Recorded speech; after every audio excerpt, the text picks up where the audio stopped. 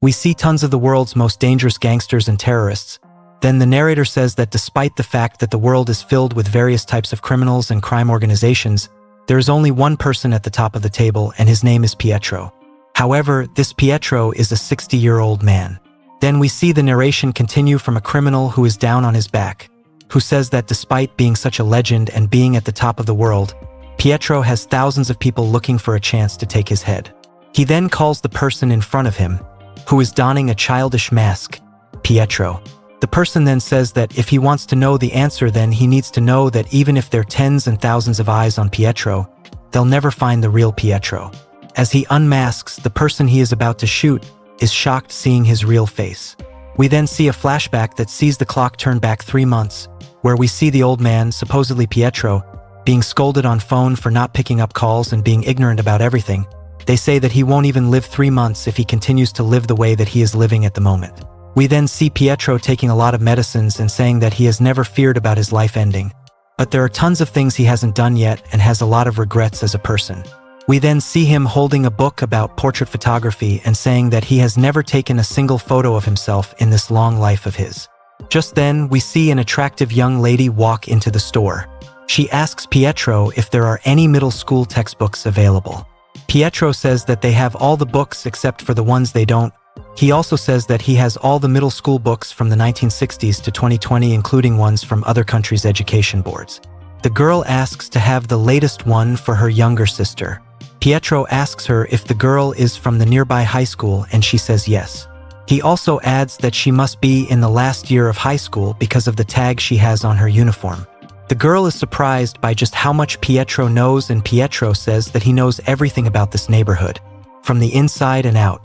Petro then brings her the entire set of books from the latest year. The girl is shocked by it and says that she doesn't have enough money to buy all of it and that all those books are brand new and still packed perfectly, so she can't afford them. Petro says it's fine and that she can have it because he has no need of these books anymore, and as for the books being new, he tears the packaging and says that they're used now. He then says to the girl that she probably loves her sister a lot, so she should give this to her and cherish and moments with her till she can, and tells her to have no regrets. The girl is overwhelmed and doesn't know what to call Petro. She is contemplating between grandpa and old man, but Petro tells her to call him as the boss. She then asks Petro if he has any regrets. Petro then says that he has a lot of regrets, just like a lot of people. However, there is no point in pondering about what has already happened, as it can't be changed in any way, as he thinks of being separated from his daughter. Just at that moment, we see the high school girl getting up on the table behind Petro with a knife and ready to stab. Petro then warns her, saying that she should leave now and don't try to attack him. If she does so, then he won't take her life. The girl is shocked by how Petro realized that she was going to attack him with a knife. He tells the girl that he knows every single student from that school, so when he failed to recognize her, he knew something fishy was up. And she messed up the moment she said she was a third-year student at the school, because the school was only built 2 years ago. He also says that he worked in the industry for 50 years and that he can smell blood with ease, so even though she tried to hide the smell of her dagger with perfume, he still smelt it. She realizes that she has no other choice and goes in to attack Petro. However, she realizes that this man's aura is too strong and that she feels like there is no way she is going to get out of this unscathed. Petro stops her and says that she wasn't lying about the books for her younger sister. He can also tell when people are lying or not, and that her eyes weren't lying when she was talking about her sister. He also guesses that she was brought up in the same orphanage as he was, and that they're still going about the same time way as they were back when he was there. He then grabs the girl by the neck and pushes her away as 2 more assassins join the attack. They start firing relentlessly at Petro and the girl. Petro, after saving her, tells her that the organization has strict rules about finishing off their own people if they fail to conduct a mission properly. The girl realizes that Petro has been shot in the torso. Petro, however, starts shooting with a gun at them, but the assassins soon capture the girl as hostage, which puts Petro in a tough circumstance. The assassins take advantage of this and punch Petro in the face. They make fun of their senior, saying that old age and cancer has gotten the better of him and that he expected better from the legendary Petro. They say that they're going to finish him off because the boss has put up 7.6 billion on his head, which is the exact amount as Petro's bank balance. They continue to beat him up and then land a devastating punch on him, which sends Petro flying back miles. Petro is seen to be down and out, but when they approach him, he uses a flashbang to make a blast and escapes the scene. The girl and everyone is surprised by this, but they are sure that he must have not gotten away too far because he was shot. We then see Petro lying down as he thinks about his life. He says how he has worked the dangerous life from a very young age when others were studying, playing, and dating. Everything was going fine until the new boss showed up. The new boss thinks Petro is senile and no good. Petro says he never wanted a peaceful life, however, he doesn't want his life to amount to this. He doesn't want to end it like this. The scene then changes to the Octopus Division's head base, where we see the guys who attacked Petro checking out a picture of him and saying that they regret not being able to finish him off and earn 7.6 billion. They vow to finish him off in the future. Just then, we see a younger man in the same outfit as Petro enter the room. The assassins think it is Petro before realizing it's just the outfit of this guy that looks like Petro's. The guy checks the picture of Petro and says that the only picture of him ever taken. The assassins ask whether the guy is also after Petro, but soon the young man attacks the assassins and take them out. He uses an octopus as his weapon to beat up and choke out his opponent. He then says that they'll never find Petro based on that one pic because the Petro they knew is done for and has been reborn as his younger self. Meanwhile, we see one of the other guys who attacked Petro on a luxurious car with the girl who attacked Petro. The girl is surprised that wearing an eye patch. The guy says to her that they almost caught Petro, but he escaped. He says that Petro isn't going to last much long anyway due to his injuries and cancer, however. He wishes that he is kind enough to share it with his juniors, referring to the money Petro has on his head. We then see Petro saying that octopuses extend his life. We then cut to a railway station where we see everyone checking out the young and dashing Petro. Petro himself wonders how he is so youthful again. He undresses to see that all the bullet marks on his torso have now disappeared, and even the dangerous cancer cells that were sucking his life out him have seemed to have disappeared. He wonders how it happened, why it happened, and when it happened, but he has really turned into a younger version of himself. He also says to himself that he knows that people everywhere are actively searching for him due to the huge amount that is on his head, and that they also have a picture of him to go off of. However, that's a picture of his older self, and in his current condition, they'll never be able to track him down. However, he admits he needs to change his clothing because it's still the same as before, but he doesn't have the money. We then see Petro overhearing two thugs who are seen smoking. They're bragging about how they've managed to receive a payment from a poor man despite the man's mother being sick. They are proud of this and consider themselves as top-tier gangsters for managing to do this and wearing expensive and branded clothes with money earned from such sources. Petro approaches them and tells them that they shouldn't be smoking in a no-smoke zone. This pisses off the gangsters as they don't like the way Petro talks to them as if they're younger than him. They let off Petro with a stern warning, saying that he should get lost from there and that they're only letting him off because they're in a good mood. Petro goes back to regroup a little before coming back and telling the gangsters that he will show them what is the punishment for being disrespectful to elders in a country like Korea, where people are respectful and courteous. This angers the two gangsters as they vow to finish off Petro for still being informal to them. Petro, however, crouches down to land an uppercut of sorts to the midsection of one of the gangsters to take him out. The other gangster brings out a pocket knife and asks Petro if he knows who he is. Petro says that he has no idea about who that guy is, but he knows that he is holding a pocket knife, and holding it in a manner which shows his inexperience and shows that he has no intention to actually stab Petro. This provokes the gangster to actually jump in to attack him with the knife, but Petro's experience and newfound agility is too much for him to handle, as he dodges everything and grabs him by the throat. The gangster, beaten down, asks Petro who he is. Petro says that he doesn't care about the illegal stuff they're doing to earn money. However, if they know his identity, then he will finish them off for good right then and there. We then see Petro leaving the scene in an expensive suit as he checks his bank account to find that it's totally empty. He is disappointed that they've taken all his money, 7.6 billion won, despite him telling them to not touch it. Petro then says that the orphanage he grew up in, Honor Orphanage, was an organization made for the well-being of people in need. However, it has turned into a full-on political cartel now. Being responsible for how big and powerful the organization got, Petro vows to bring it down now to slay the monster that he himself created. We then see a tattooed bald man visit the Vacna mercenary, the best mercenary group in the West since 1914. Everyone treats him as an afterthought and doesn't rate him at all. They set up a feast where multiple men will take him out. We see the looter of the Vacna mercenary make fun of the bald man for coming to the scene to get him alone. The bald man says that he is no Petro, so he can take the entire group by himself. Soon after, we see that the man has beaten up everyone and has put one of the guys in a complicated submission maneuver while bending his body abnormally. We learn that the bald man is the so-called Octopus, one of the top-tiered agents and the #1 jiu-jitsu athlete in the nation, his special ability being supernatural flexibility. The Vacna mercenary leader is shocked and scared seeing how a man can be that dangerous. We later see Octopus talking to the high school girl who was saved by Petro before. He tells her that it looks like Petro is alive and the old man has already started attacking their people.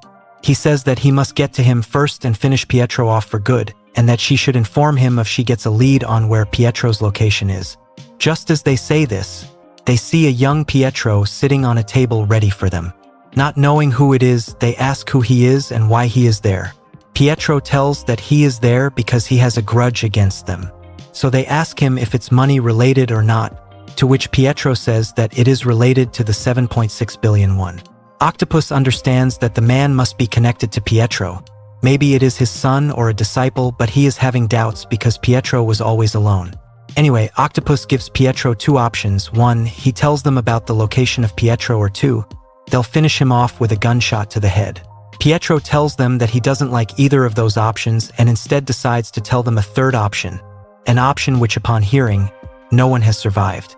The option being that he is Petro himself. He tells them all that he is Petro and he is the one behind the eradication of their subordinates. This shocks everyone as they take stance. Octopus is worried now because Petro wasn't the one behind the elimination of his subordinates. Instead it was this young guy. Just why would he go after them? He then tells Petro that he should be cooperative and tell them who he is and how he is related to Petro, because they have real weapons on them. Petro tells them that if they really want to know, there is another way, the way being that they have to finish Petro off. Octopus says he is rather good at finishing people off for good and orders his subordinate to shoot. However, Petro's speed and reflexes are unmatched, so he manages to throw a chopstick that penetrates the man's vital point in the throat and takes him out. This shocks the girl who he had saved before. She wonders how someone her age is so skilled. Octopus praises Petro, telling him that whatever he did was cool, whether it was luck or skill.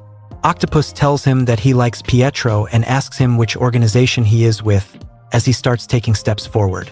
He says that he would have known Petro if he was in some big organization, so why doesn't he just join his group? As he says that, he brings out a gun and fires a few rounds on Petro. Petro uses the table as a shield to defend himself from the bullets. Octopus makes fun of Petro, saying that he really is a child who doesn't know that a table isn't a good enough shield against bullets. After all, this is real life and not a movie. He gives Petro one last chance to tell him about Petro's actual whereabouts and his connections to him as we see blood flowing down the floor. He then whips away the table to clean up, but he sees that the liquid he thought was blood was instead wine and that Petro had escaped.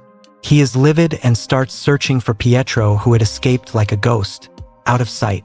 However, Petro is waiting above him. Petro spits some wine onto Octopus' eyes to blurry his vision and goes on the attack. He disassembles the gun Octopus had and delivers a wicked punch that pretty much knocks Octopus lights out. He then grabs his neck in a headlock before twisting it. Octopus is left confused as to how he got destroyed by this kid. He thinks of his time as a kid, when he was taught in training to always give it his all. It's a you miss and I hit situation where you can't hesitate and need to shoot your shots. It is there that Octopus practiced his peculiar but effective style of jiu-jitsu, which has finished off countless foes for him. He also learned there that you must never turn your back on the enemy, and so as he sees Petro walking away while his back turned, he uses this opportunity to first grab his ankle and disbalance him, before transitioning into an all-out submission move. He grabs onto him and chokes the life out of him. Octopus says to Petro that he has been in this industry for longer than Petro has been alive, and that a rookie like Petro has no chance against a grizzled veteran like himself. But soon enough, he realizes that the one he is grabbing onto isn't who he thinks it is, because Petro is seen standing right beside him. He then checks to see that he was holding onto his own subordinate. Octopus is shocked as he has no idea how Petro got out of the way. Was it because of his blurry vision? or was it because of Pietro's mastery? Octopus is baffled by how decades of his experience is for naught in front of this young man. Octopus looks at Petro and says that from his experience he can just tell that his end is near and it will be to the hands of the man above him. He says that Pietro's skill must be on the same level as the 12 great disciples or maybe even greater than them. Octopus then gets up and tries to negotiate a way out of this situation. He apologizes to Petro and says that this all can end here peacefully. He grabs a hold onto his female subordinate and offers her as a gift to Petro. He says that even though she might not be of that use to someone like Petro, he can take her and use her however he wants to use her. The female subordinate says she doesn't want it, but Octopus won't listen to her. Petro says that he accepts a deal and praises Octopus for his quick negotiation skills, which is to be expected of someone from the Glory organization. Octopus then says that whatever happened here will stay here and that they should forget about everything that went down. As he turns his back and is about to leave, Petro says the same lines that Octopus teacher had told him in the past, that to never turn your back when the enemy is there. This shocks Octopus as he comes to realize that it was the real Petro who had said this to him, and after connecting all the other dots, he understands that it must mean that this young man, even though how unbelievable it may sound, is indeed Petro. Petro then goes forward and delivers a relentless and quick flurry of attack which breaks Octopus' bones and finishes him off for good. We then see a tattooed man doing a handstand on one hand being told that Octopus has been finished off and that Petro must have been the one behind it as there is no CCTV footage left of the scene. The man says he finds it amusing how an old man, despite being shot a day before, comes back and finishes off one of the strongest group and its leader with so much ease. He then declares that they will issue proper warrant against Petro, which will see the end of the legend forever. We then see a huge billboard with old Petro's picture posted by the Glory organization in an advertisement to help elderly citizen. This is a hidden message for all the criminals to look for and put an end to Petro. Petro himself sees the billboard image and the flyers being passed on.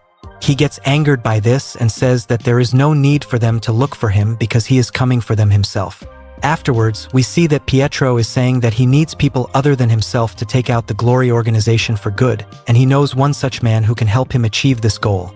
However, that man makes Petro very uncomfortable. We then see the silhouette of a man with a very intimidating look, who also happens to have a pet wolf alongside him. We then see Petro enter a rundown-looking warehouse where we see tons of people sleeping and the place being cramped for space. Petro is annoyed by how the place gets filled up by more and more people every time he comes. We then see Petro pressing the button between hooker and organ trafficking to enter the room he wanted to enter. The room he enters is decorated in gold, with everything there being expensive and how it basically is made on money entirely. We then see a woman who Petro tells that she didn't need to spend so much money to build up the aesthetic of the room when she can't even see. We learn that the woman is blind and that she has a dog. She then asks Petro who he is and uses her sensing capabilities to understand that Petro isn't one of the people who smell like alcohol and drugs, so he must not be one of the people of this warehouse. However, he smells too bloodthirsty to be just another thief, so she attacks Petro while asking him if he was sent there by the Glory organization. The woman is constantly attacking Petro and trying to take him out, but Petro's movements are too fast and fluid. His athleticism helps him avoid all oncoming attacks. The woman then calls Petro a little rat and throws an axe towards Petro. Petro gets out of the way and the axe ends up penetrating the expensive wallpaper behind. Petro is overwhelmed by her capabilities and is left wondering whether or not the woman is really blind. The woman wastes no time though, and she tries to get the jump on Petro while asking if he has ever seen a blind person like her before. Petro gets back into his senses and grabs the woman mid-air and slams her down judo style. Petro takes control over the woman. The woman tells Petro that she is very surprised that someone with Petro's skills and ability is still there for the Glory organization. The woman then says that now she doesn't feel any type of bloodthirst from Petro. Maybe it is because Petro doesn't want to finish off a woman with a disability. However, in their line of business, one must be finished off to end a fight. The woman then calls her dog to bite Petro.